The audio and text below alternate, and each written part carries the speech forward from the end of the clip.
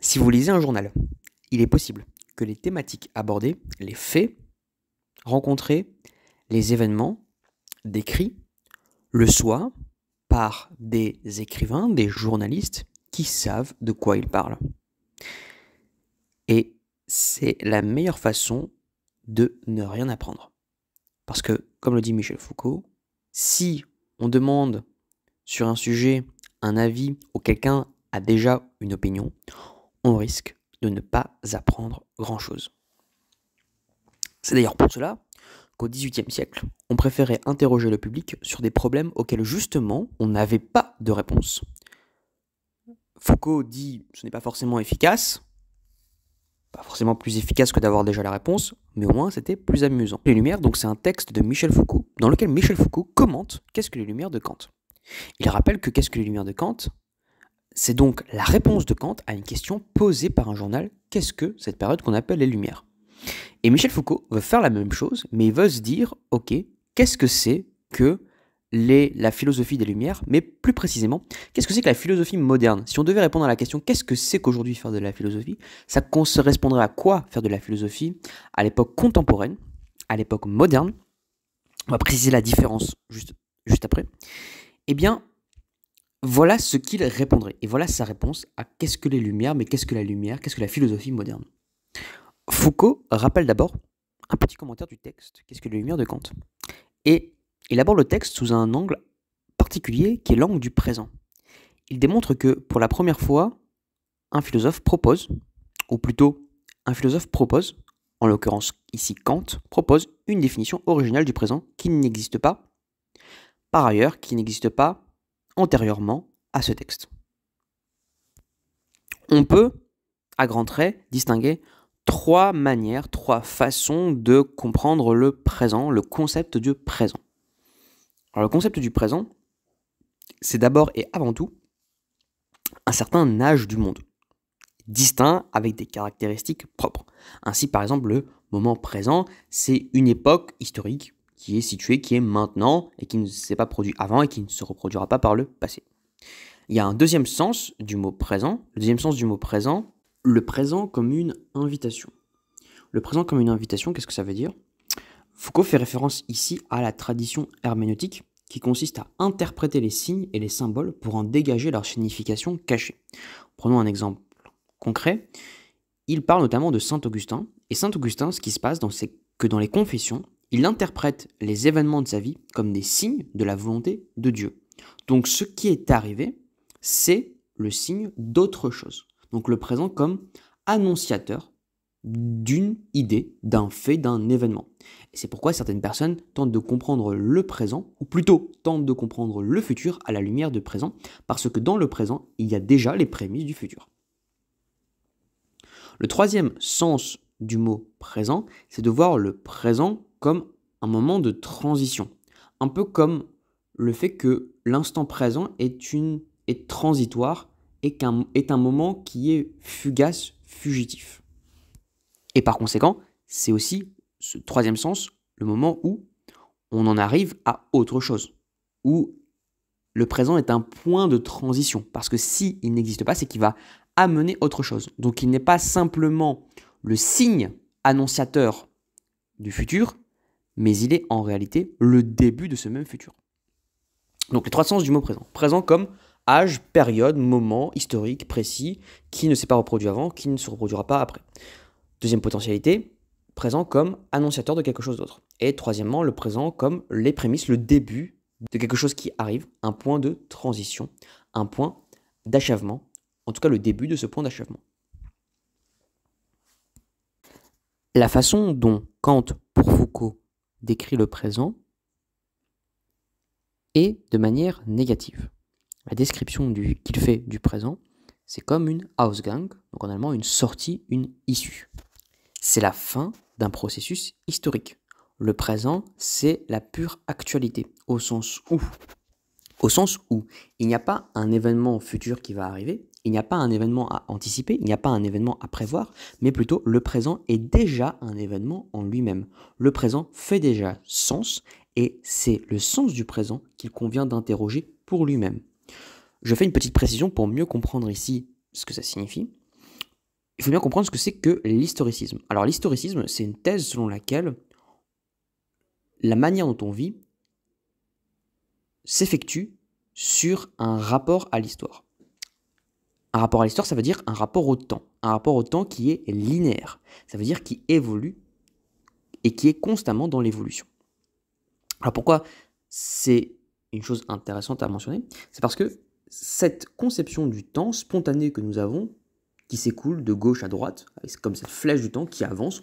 On est dans la période contemporaine, avant nous il y avait la période moderne, après nous il y aura une autre période, on ne sait pas exactement laquelle, sans doute la période de l'avènement de la fin des temps.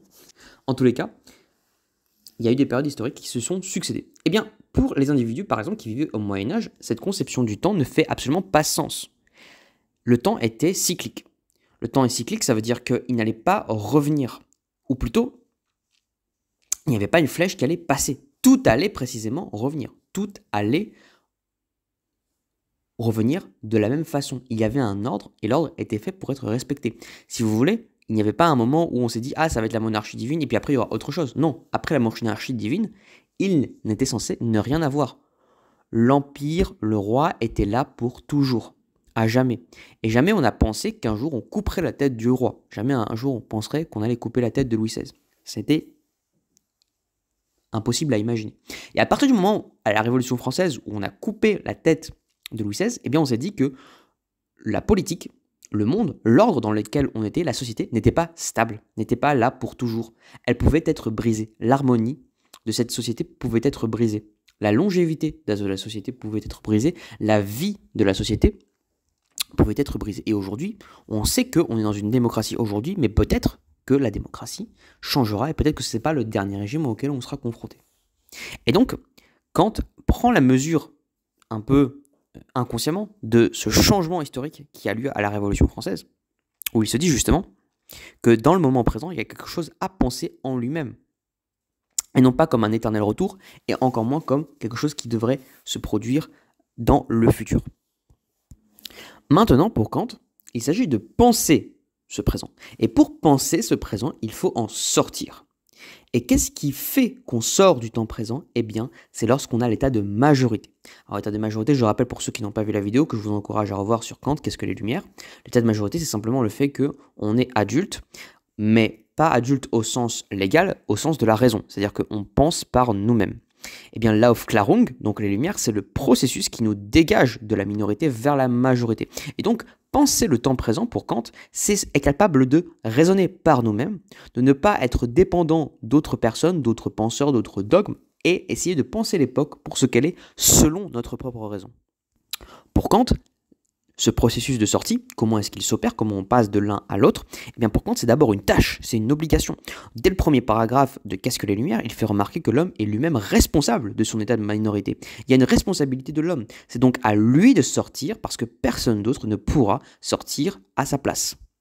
C'est la première chose, c'est donc une obligation, une nécessité de sortir de cet état-là. Et quelles sont les conditions pour que l'homme sorte de sa minorité? Mais les conditions, ce sont des conditions sociales et aussi des conditions individuelles. Et les conditions sociales et individuelles, c'est que la majorité des gens, eh bien, puissent obéir et raisonner en même temps. Et les individus, qu'ils puissent eux aussi obéir et raisonner en même temps. Prenons un exemple. Dans l'usage de la raison, eh bien, Kant distingue l'usage privé et l'usage public de la raison. L'usage public de la raison doit être libre et l'usage privé de la raison doit être restreint. Si je suis professeur et que j'enseigne les mathématiques ou toute autre matière comme la magie, comme l'architecture alors que je suis en classe de philosophie, eh bien je ne fais pas mon métier. Donc je dois être raisonnable et utiliser ma raison de manière limitée, comme on me l'indique. Par contre, si je sors de ma sphère privée, eh bien si on veut pouvoir penser de manière libre, alors à ce moment-là, il faut s'écarter de la règle et proposer une pensée originale, une pensée par nous-mêmes, et ça ne peut se faire que dans l'usage public de la raison, parce que sinon la société ne fonctionne pas.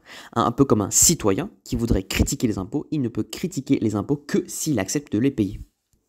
Ainsi, Foucault montre que les Lumières, c'est lorsqu'il y a une superposition de l'usage libre de la raison et de l'usage public de la raison. C'est lorsque on est capable d'utiliser sa raison par soi-même, mais pas seulement, et certainement pas, justement, dans l'espace privé, juste pour nous, mais dans l'espace public. Maintenant, bien sûr, Foucault ajoute, est-ce qu'on pourrait considérer que c'est ça les Lumières? C'est la superposition de l'usage public à l'usage libre et indépendant de la raison. Bon, c'est un peu un raccourci. Les Lumières, c'est autre chose. C'est des transformations sociales, des transformations politiques, culturelles, qui se sont produites au XVIIIe siècle. Et sans doute que le phénomène des Lumières dépasse cette définition assez restrictive. Cependant, Foucault veut montrer que, en réalité, qu'est-ce que les Lumières a une place importante dans l'œuvre de Kant. Une place importante parce que qu'est-ce que les Lumières est le texte qui fait le lien entre les trois critiques. Alors, petite précision, les trois critiques. Pour Kant, il a écrit 3 livres principaux. La critique de la raison pure, la critique de la faculté de juger et la critique de la raison pratique. Et chacun de ces ouvrages essayait de montrer les conditions de possibilité de tel ou tel thème, de tel ou tel sujet. Par exemple, dans la critique de la faculté de juger, il s'agissait de savoir quelles étaient les conditions pour savoir si quelque chose était beau. Comment on savait que quelque chose est beau? Qu'est-ce que c'est que la beauté? Et comment on fait l'expérience de la beauté? Pour la critique de la raison pratique, c'était plutôt... Pratique, c'est au sens de morale pour Kant. Quand il utilise le mot pratique, ça veut dire la morale. Donc, à quel moment, dans quelles conditions est-ce que on peut dire qu'on est en train de faire de la morale? Et enfin, la critique de la raison pure, c'était de savoir à quel moment la raison est légitime, à quel moment les raisonnements qu'on fait peuvent être faits, et on peut dire que ces raisonnements sont valides. Et ce qui se passe en fait, c'est que comment ça se fait que qu'est-ce que les Lumières fassent le lien entre les trois? Eh bien, qu'est-ce que les Lumières? C'est le moment où l'usage de la raison est libre et indépendant, et que on ne se soumet à aucune autorité. Et c'est à ce moment-là que la critique est nécessaire et que la critique est possible. Critiquer, ça veut dire au départ juger. Mais Kant l'emploie dans un mot un peu plus neutre, c'est-à-dire essayer de trouver les conditions de possibilité dans lesquelles on peut savoir ce qui est beau, dans lesquelles on peut déterminer ce qu'il est possible de savoir et dans lesquelles on peut déterminer ce qu'il est bon de faire. Et qu'est-ce que les Lumières? C'est justement un moment où Kant exprime sa démarche intellectuelle, où il explique clairement que pour lui, il est important de pouvoir avoir accès à la raison, parce que c'est avec cet accès indépendant à la raison qu'il va pouvoir librement critiquer et librement trouver les conditions de possibilité dans lesquelles les autres domaines peuvent s'épanouir. Maintenant, Foucault reprend à son compte la question qu'est-ce que les Lumières, et il va essayer de définir ce que c'est que la modernité. Je l'ai dit au départ, le présent, c'est une période historique. On peut le considérer comme ça. Eh bien, Foucault va réemployer ce même raisonnement. On pourrait penser que la modernité, c'est un raisonnement historique. Et Foucault va montrer que non, la modernité n'est pas un raisonnement historique. Au contraire, c'est plutôt une attitude. C'est une attitude plus qu'une période historique. Kant a montré que le présent, ce n'est pas une période historique, mais plutôt un moment pour une tâche philosophique qui est de réfléchir sur le temps présent. Eh bien, pour Foucault, la modernité, ce n'est pas une période historique, mais une attitude par rapport au présent qui est héritière de cette attitude critique. La modernité, selon Foucault, repose sur 3 piliers. Le premier pilier, c'est le fait de se dire que dans le moment présent, dans l'instant présent, il y a quelque chose d'éternel, mais qui n'est ni derrière lui, mais en lui. Pas devant lui, mais en lui-même. Comme dirait Baudelaire, l'attitude du moderne, c'est de saisir ce qu'il y a d'héroïque dans le temps présent, c'est-à-dire se concentrer sur le moment présent pour ce qu'il est en lui-même, et pas pour ce qu'il est un résultat du passé, ni ce qu'il est une annonce du futur. La deuxième caractéristique de la modernité, c'est l'attitude de transformation. Le présent a une valeur en soi qu'il est important d'analyser, mais au-delà de l'analyse, il s'agit de la transformation du réel, qui est la deuxième caractéristique de la modernité. On n'est pas là pour détruire le réel, mais le capter, le saisir, et ainsi arriver à une autre façon de le penser, une autre façon de l'imaginer, une autre façon de le varier, de le faire se changer. Enfin, la troisième attitude de la modernité, c'est l'attitude volontaire de travailler sur soi-même. Être moderne, ce n'est pas s'accepter soi-même, c'est se prendre soi-même comme un objet d'élaboration, comme un objet sur lequel on peut travailler. C'est ce que Baudelaire, dans le vocabulaire de l'époque, appelle le dandysme. C'est travailler sur soi, travailler sur son style, travailler sur sa culture, travailler sur son indépendance, travailler sur son esprit. Et c'est pas du tout une attitude qui est grecque, c'est une attitude authentiquement moderne. Et je précise parce que certains pourraient dire que les Grecs travaillaient sur eux-mêmes, cherchaient à s'améliorer. Mais les Grecs avaient plus cette idée qu'il fallait à l'intérieur de soi, comme pour se contempler, comme s'il y avait des secrets, une vérité cachée à l'intérieur de nous-mêmes, connais-toi toi-même, alors que pour le moderne, il s'agit plutôt de s'inventer, de se faire, parce que l'individu peut se défaire, parce qu'on lui a montré que son identité était variable, et donc il peut chercher à s'inventer lui-même. On lui a montré que son identité était variable parce que, au temps de la société d'ordre, le fils de maçon terminerait maçon. Le fils de noble serait noble. Alors que dans la modernité, ce n'est plus le cas. Et donc c'est aux individus de se créer, de se chercher, de s'inventer eux-mêmes. Le rôle social n'est plus prédéfini, il est à définir. Foucault, maintenant, fait aussi une différence entre les Lumières et l'humanisme.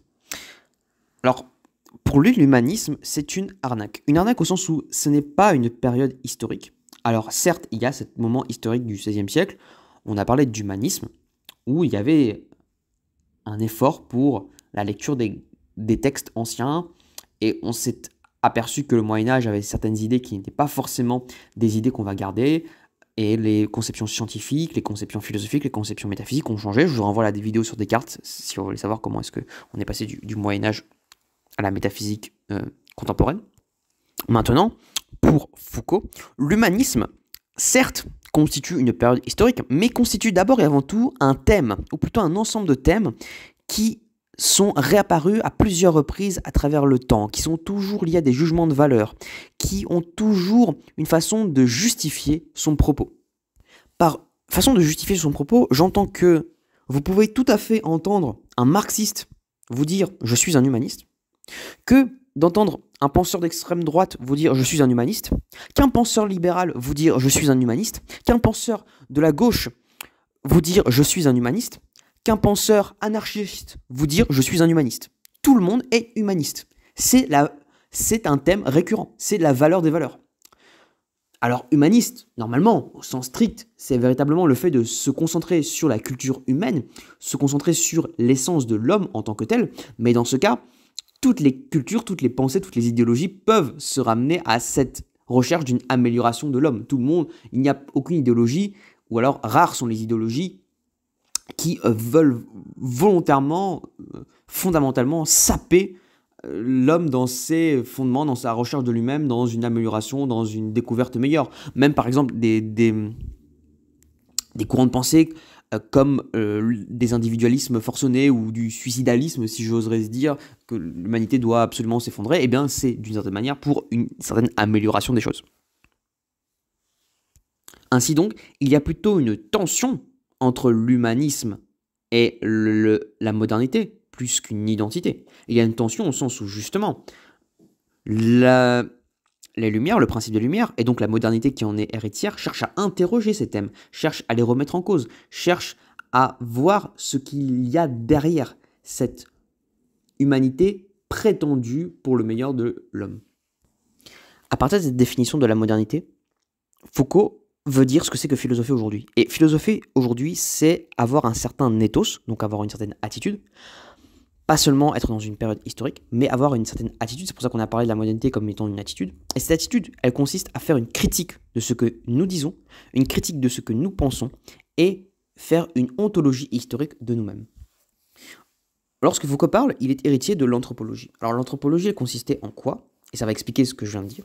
L'anthropologie consistait en cette chose simple. On allait dans les peuples qu'on ne connaissait pas, et puis on essayait de déterminer les structures sociales, les structures de la pensée.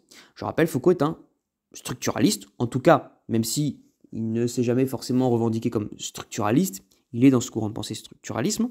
Structuralisme, ça consiste en quoi ? Ça consiste à identifier des structures, donc des invariants, des motifs récurrents qui expliquent le comportement d'une société. Je vais prendre un exemple concret. Alors l'exemple concret, c'est celui de Noam Chomsky, c'est un linguiste structuraliste. Et la thèse à laquelle il est arrivé, c'est de dire que Les êtres humains ont un pré-langage, c'est-à-dire que tous les êtres humains sont doués de la capacité de décoder n'importe quelle langue. Et donc, il y a chez les humains une structure universelle, et cette structure universelle, c'est un pré-langage qui existe en chacun de nous, et avec ce pré-langage, on est capable de décoder n'importe quelle langue, et on constate bien que n'importe quel bébé est capable de mimer et reproduire et réutiliser n'importe quelle langue, malgré la difficulté, malgré les intonations, malgré le vocabulaire utilisé. Il est capable de le faire à la perfection et il reproduit en général parfaitement l'accent de son groupe culturel. Le travail de Foucault a été, lui, de montrer que, d'accord, il existe donc des structures qui sont invariantes chez les individus, mais que parfois il y a des structures qui sont un petit peu différentes en fonction des peuples et des populations. Si je prends par exemple la structure de la pensée scientifique, la structure de la pensée scientifique en Occident, elle fait la distinction très forte entre le sujet et l'objet. Elle fait la distinction très forte entre le sujet-objet, c'est-à-dire que pour les Occidentaux, eh bien, on est un sujet et on constate l'environnement. Alors que pour certains autres peuples, en Amérique du Sud ou en Afrique, eh bien, il n'y a pas de distinction entre le sujet et l'objet. Il y a simplement une continuité parce que tout le monde fait partie du monde dans son entièreté. Foucault veut donc mettre à plat les structures qui fondent la place, la pensée et la manière de voir des Occidentaux. Et c'est en cela que consiste le geste philosophique, l'éthos philosophique moderne, c'est de mettre à plat ces structures, de les identifier, de les historiciser, de les classer et de les comprendre afin d'être dans un rapport avec l'instant présent et dans un rapport de meilleure compréhension de nous-mêmes. Pour Foucault, l'éthos philosophique consiste à s'éprouver nous-mêmes, à comprendre les limites de notre savoir et les limites de notre pouvoir.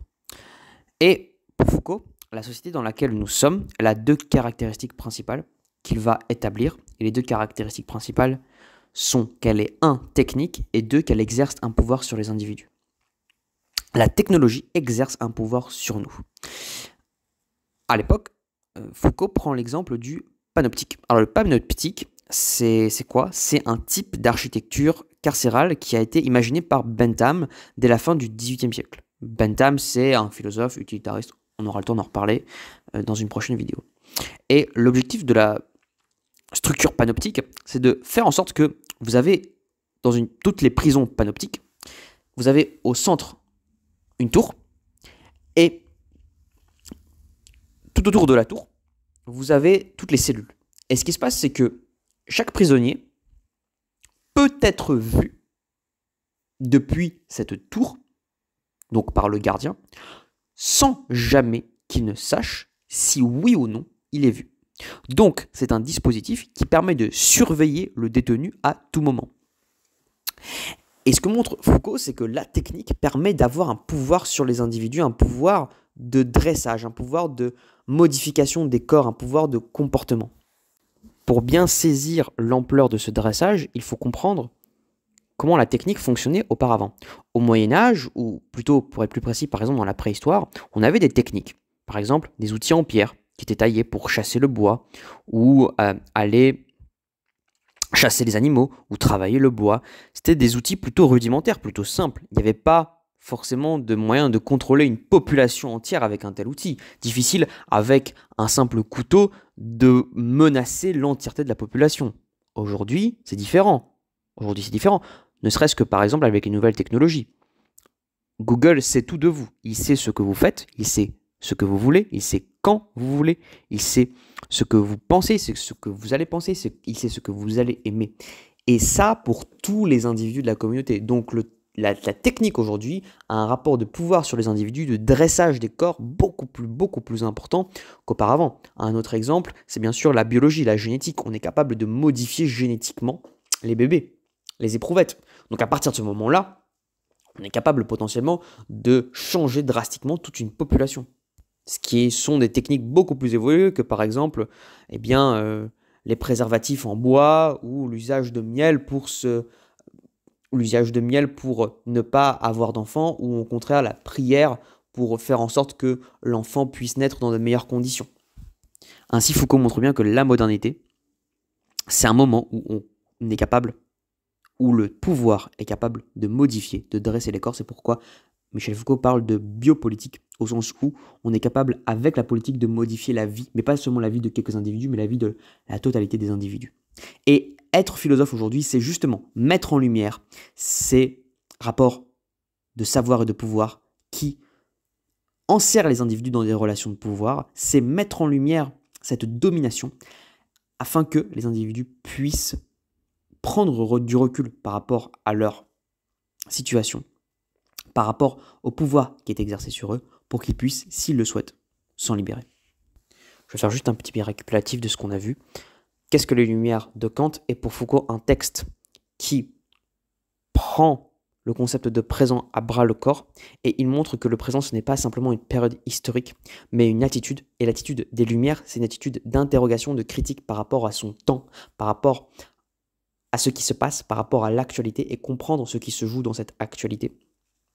Pour Foucault, la modernité, c'est une attitude également qui est héritière des Lumières, et qui consiste à mettre en lumière les nouveaux enjeux de la société de pouvoir, les nouveaux enjeux d'une société où la technique a pris le pas, où elle est devenue extrêmement grande, et de mettre en lumière le fait que cette technique nouvelle est capable de dresser, de contrôler les individus, et avoir l'éthos philosophique, c'est être capable de sortir de ce présent, sortir de la domination, et mettre en lumière la domination, montrer les rapports de pouvoir qui sont présents afin que le lecteur puisse trouver des outils d'émancipation, puisse comprendre là où il est aliéné, et qu'il puisse faire en sorte de se libérer. En ce sens, tout comme pour Kant, qu'est-ce que les Lumières? Et fait le lien entre les critiques, fait le lien entre les conditions de possibilité où peut s'exercer la raison, les conditions de possibilité où peut s'exercer le bien, la morale, et les conditions de possibilité où peut s'exercer le beau. Eh bien, le qu'est-ce que les Lumières de Foucault montre qu'il est nécessaire d'adopter une attitude critique qui est une attitude historique par rapport aux enjeux et aux défis techniques de la modernité, et que la philosophie est un outil de libération de ce pouvoir dont la modernité a le secret.